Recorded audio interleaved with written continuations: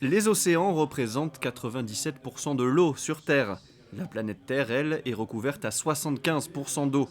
L'océan permet de réguler le climat et assurer sa protection et celle de l'écosystème marin est une vraie nécessité pour l'avenir de notre planète.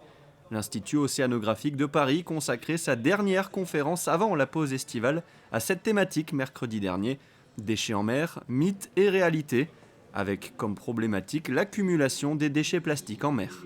Aujourd'hui, on considère qu'il y a à peu près 8 à 10 millions de tonnes de déchets qui arrivent en mer chaque année, apportés par tous les fleuves, apportés un petit peu par le vent venant des régions côtières. Mais c'est un problème d'une ampleur très importante, notamment parce que c'est un problème cumulatif. L'océan n'est pas capable de digérer les déchets et quand un gros déchet se décompose, en fait, il ne disparaît pas, il se transforme en microdéchets qui restent un problème pour les tout petits organismes, le plancton en mer.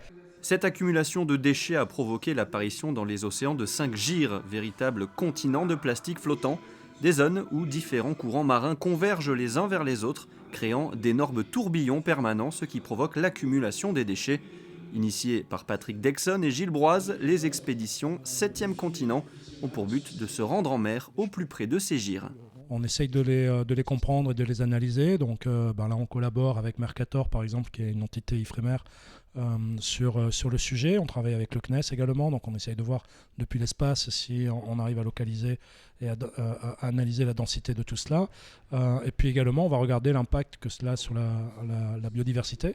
Puis on va également aborder le sujet des solutions, parce que c'est quand même ce qui compte le plus après la constatation.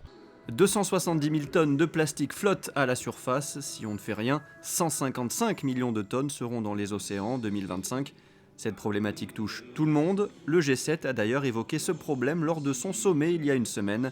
Un vaste plan d'action est à l'étude.